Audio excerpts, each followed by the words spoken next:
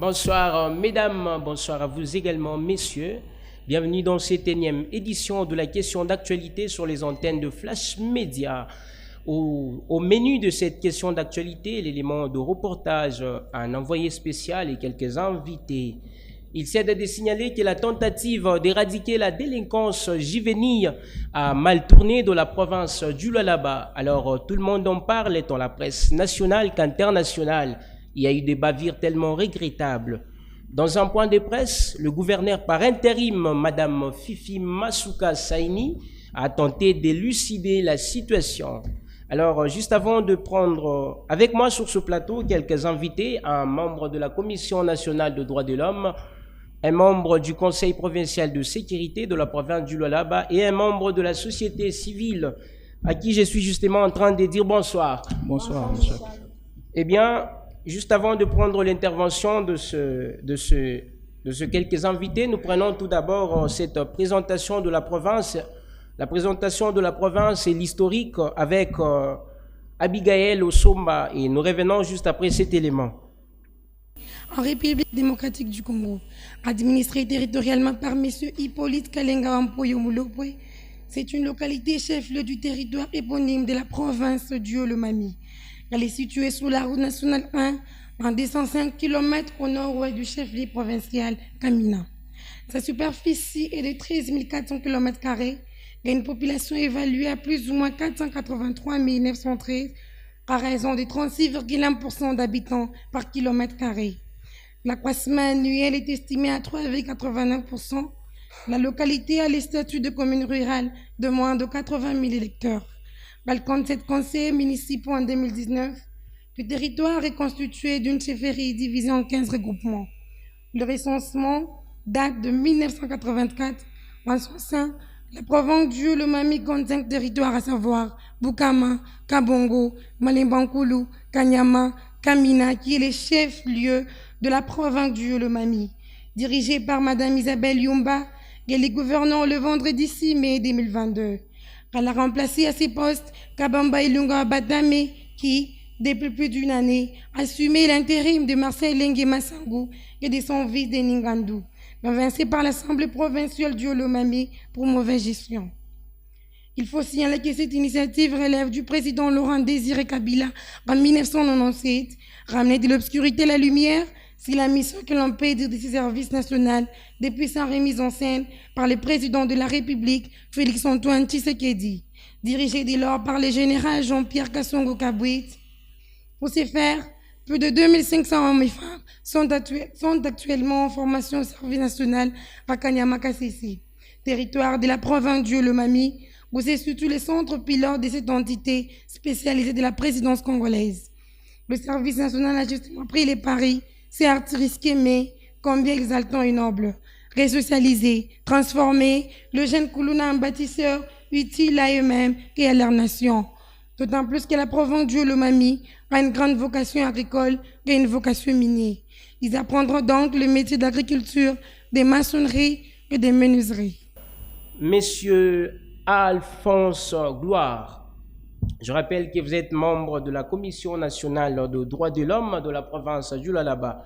Alors, nous portons des critiques sur l'opération Zéro délinquant menée par le gouvernement provincial contre la délinquance juvénile dans la ville de Kolwezi. Alors, qu'est-ce qui nous a échappé pour donner lieu à ces dérapages? Merci beaucoup, monsieur le journaliste, pour l'accord de la parole. Et jusque-là, je tiens à vous dire que c'est un bilan provisoire qui porte sur les critiques entre guillemets zéro délinquant mené par le gouvernement provincial dans la ville de Kolwezi. Et selon ces rapports, une copie nous est parvenue le 25 août à la radio Okapi. 3 personnes sont décédées et 6 autres blessées au cours de cette opération Kanyama-Kasese. En outre, 23 familles réclament leurs membres de la famille qui ont été déportés injustement vers Kanyama-Kasese. Mais là, jusque-là, c'est un bilan provisoire, c'est que signalent les rapports. Des organisations enquêtrices disent avoir auditionné ces blessés et les familles éprouvées et celles contestant la délinquance de leurs proches, à l'issue de ces auditions. Ils ont été demandés à toutes les familles ou à toutes les personnes non délinquantes d'être renvoyées dans leurs familles respectives. Oh, merci, nous reviendrons à vous. Tout d'abord, nous prenons cet élément de reportage avec Gloria Kabang et nous reviendrons après cet élément. Nous sommes dans la cité Manika, au quartier Munuka. Alors c'est une panique générale qui a caractérisé la vie de la cité Manika. Un affrontement entre la population et les éléments de la police qui a conduit au crépitement des balles et au jet des projectiles. Sur ce, tout le monde courait dans tous les sens pour sauver sa peau à la base de ces situations d'opération Kanyama Kasese. Selon le témoin, la police aurait arrêté un groupe de jeunes, dont 2 pour leurs uns et 3 pour les autres, seraient décédés au cachot situé au quartier Munuka après avoir subi des traitements inhumains. Dans l'avant-midi, toutes les activités ont été paralysées dans cette partie de la ville par peur d'être pillées. Plusieurs établissements commerciaux ont fermé. Ce n'est qu'en début de l'après-midi que la situation est revenue timidement à la normale. Jusque-là, aucun bilan officiel n'est établi par la sécurité. Eh bien, nous voilà de nouveau de retour sur ce plateau. Nous prenons Monsieur Jean-Luc. Monsieur Jean-Luc, je rappelle que vous êtes membre du Conseil provincial de sécurité de la province du Lualaba. Alors, nous reconnaissons qu'il y a eu des dérapages et que des personnes ont été injustement transférées à Kanyama Kasese.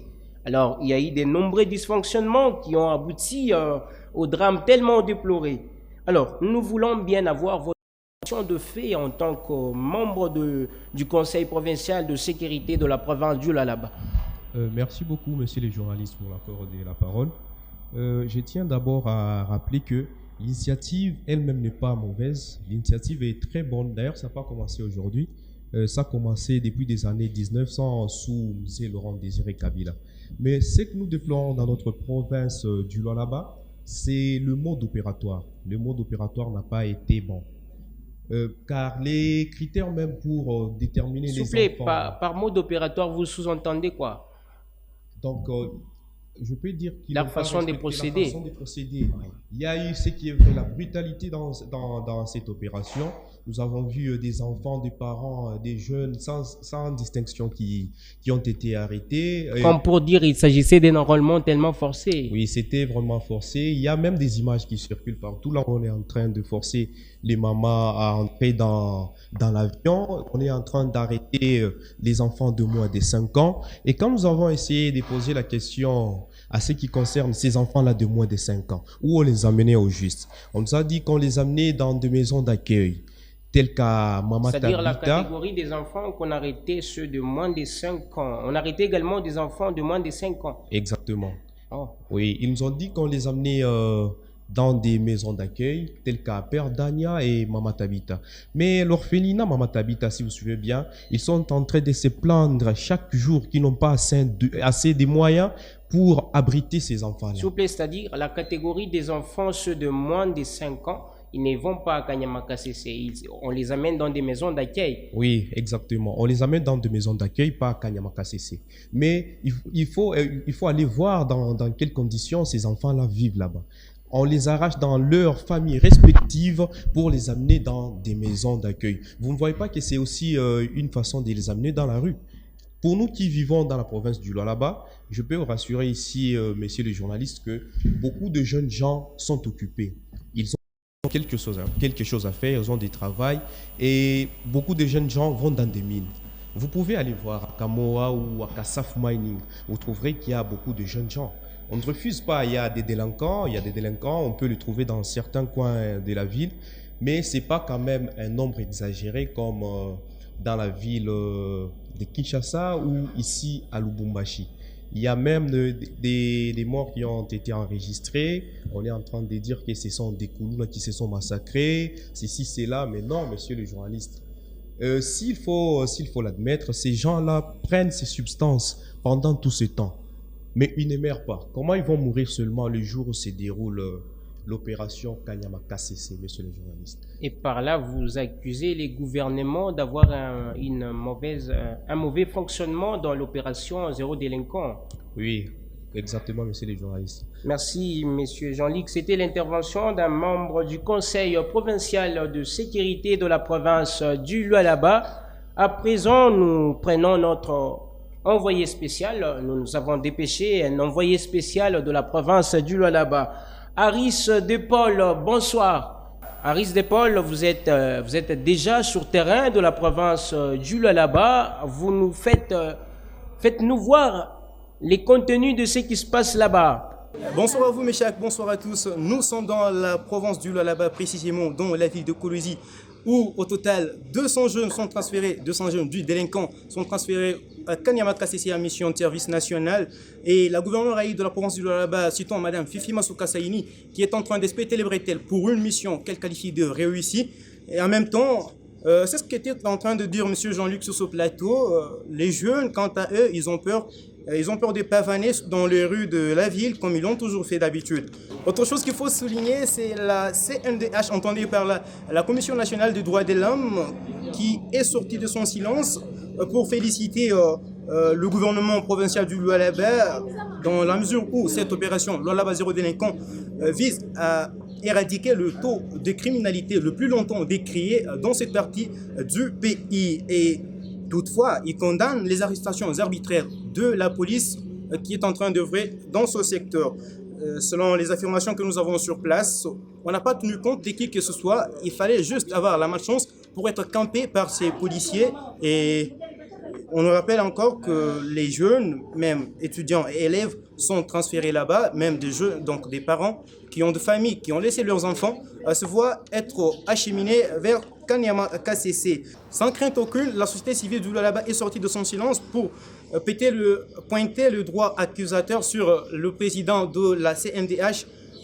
Elle affirme que ce monsieur a vraiment orchestré les policiers, les éléments de la police nationale, à pouvoir recruter les gens par force et injustement, même les innocents, se sont vus concernés par cette opération. Elle ajoute tout de même que les jeunes et responsables innocents arrêtés doivent être inconditionnellement libérés. Et contacté de notre arrivée aujourd'hui, le porte-parole de la CNDH rejette toutes ces allégations de la société civile en bloc et appelle, donc, il refute ce qu'il appelle l'acharnement de la part de la société civile. Et quand nous parlons de la société civile, Michel, il faut noter que celle-ci promet de tenir une marche de contestation contre le recrutement forcé pour le service national à Kanyama KCC. Et l'histoire retiendra que cette opération n'a pas justement commencé par Kolwezi, ça a été là-bas à la ville de Lubumbashi, Michel. Très bien, nous voilà à nouveau de retour sur ce plateau. Nous voulons bien prendre cet extrait de l'Internet avec Myriam Mwadzintumba qui nous fera, c'est lu pour vous, cet élément que nous avons extrait sur Internet. Nous le prenons avec Myriam Mwadzintumba et nous allons revenir juste après cet élément. Le territoire de Kanyama est une entité déconcentrée de la province du Yolomami. La ville de Kolwezi est sous les chocs. Les transfèrements au service national n'a pas fait que des heureux. De nombreuses familles déplorent ainsi le transfert de leurs désœuvreux, comme ceux à l'origine de l'insécurité dans la ville pour faire d'eux des bâtisseurs de la République. La population déplore la procédure parce que les arrestations dans certains cas étaient arbitraires. Les jeunes sont arrêtés en cascade, même les non-délinquants, déplore Joseph Kamingo, habitant de la ville de Kolwezi. J'ai vu mon mari être embarqué dans le bus de Moulikap pour Kanyama, explique en pleurant Sandra Cage, une habitante de la cité Manika. Il n'est pas délinquant. Il était arrêté le soir pendant qu'il provenait du boulot. Quelle est cette façon d'opérer? Je suis maintenant obligée de rester avec 4 enfants sans ressources et nous sommes locataires. Qui va s'occuper de ma famille? Dit-elle encore avant d'expliquer qu'elle a assisté au départ de son mari au ministère de l'Intérieur du Lualaba.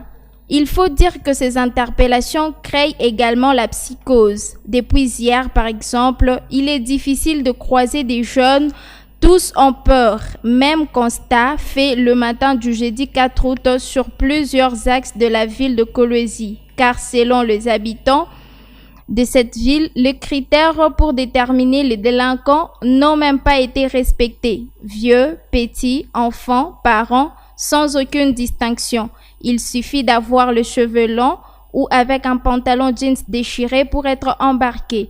Les jeunes du coin de la ville de Kolwezi comme aux alentours du rond-point Mwangeji au niveau de la poste où les stations des bus sont devenues prudents. C'est désormais même dans certains quartiers, la police ne contrôle plus et arrête même les mineurs, explique la même ressource. Une nouvelle fois, nous voilà de retour sur ce plateau. Alors, nous voulons prendre la dernière intervention juste avant de prendre le mot de la fin. Nous prenons Madame Florence, bonsoir. Bonsoir, Monsieur Méchac. Je rappelle que vous êtes membre de la société civile de la province du Lualaba. Alors, une sorte d'irrégularité s'est apparentée à un enrôlement forcé au service national des Kanyama-KCC. Alors, c'est de la part de la PNC, cette irrégularité qui s'est apparentée. Alors, certaines sources assurent même qu'il y a eu des décès, des morts dans les recrutements de jeunes pour le service national des Kanyama-KCC. Exactement. Selon nos sources, ils étaient au maximum 196. Filles, garçons, hommes et femmes confondus, constituant le premier lot des délinquants du Lualaba qui partent à Kanyama-KCC. Et ces gens-là ont été présentés au gouverneur intérimaire de la province du Lualaba, Madame Fifi Masuka Zaïn. Mais quant au bilan des décès, il faut signaler que les chiffres sont aussi discordants. Ce qui a poussé même certaines commissions à aller encore plus loin. Et certaines sources rassurent que la police nationale congolaise n'avait pas eu des procès-verbaux d'audition de ces derniers et manque d'encadrement dans ces opérations. D'où la confusion d'établir un bilan exact sur les nombres interpellés, sur le nombre de transferts, sur le nombre de libérés. Et après triage sur le nombre de blessés et décès, il y a eu encore une confusion. À titre illustratif, vous trouverez un tableau récapitulatif en annexe 2 et du rapport qui, et non se trouvant sur la liste de la police nationale congolaise, ne figure pas sur la liste provenant de Kanyama-KCC communiquée au gouverneur provincial. Mêmement, et non se trouvant sur la liste de Kanyama-KCC, ne figure pas sur la liste de la police nationale congolaise. Et par là, messieurs les journalistes, je vous assure que plusieurs familles sont venues. Oh, merci beaucoup. C'était l'intervention d'un membre de la société civile de la province du Lualaba. Alors, messieurs Alphonse Gloire, quels sont vos mots de conclusion? Puisque là, déjà, nous sommes en train de chuter et nous voulons bien savoir quels seront vos mots de conclusion en rapport avec ces recrutements de jeunes qui s'est apparenté à un enrôlement forcé. Quels seront vos mots de conclusion? En effet, nous demandons au gouvernement de pouvoir bien travailler ou de pouvoir bien faire leur travail dit opération nationale, puisque plusieurs familles réclament leurs membres qui ont été déportés injustement vers Kanyama-KCC. Merci. Madame Florence, vous également, quels seront vos mots de conclusion? Merci beaucoup, messieurs les journalistes. En tant que membre de la société civile, je demande à Madame Masuka de bien vouloir trouver des solutions afin de revoir vraiment cette situation. Merci beaucoup. Messieurs Jean-Luc, vous également, quels seront vos mots de conclusion puisque nous sommes déjà en train de chuter? Merci, monsieur le journaliste. Je demanderai juste à notre gouvernement de bien procéder avec cette opération parce que l'objectif même est de prendre les enfants dits de la rue. C'est pas n'importe qui qu'on peut prendre, monsieur le journaliste. Donc, c'est un peu ça. L'objectif même est de prendre les enfants de la rue. C'est justement par cette phrase que nous mettons un terme à cette édition de la question d'actualité sur les antennes de Flash Média, Radio-Télévision. Je crois bien que vous avez eu un intérêt à nous suivre. Restez branchés sur nos programmes en compagnie de la chaîne Au-delà de l'imagination. Bonsoir.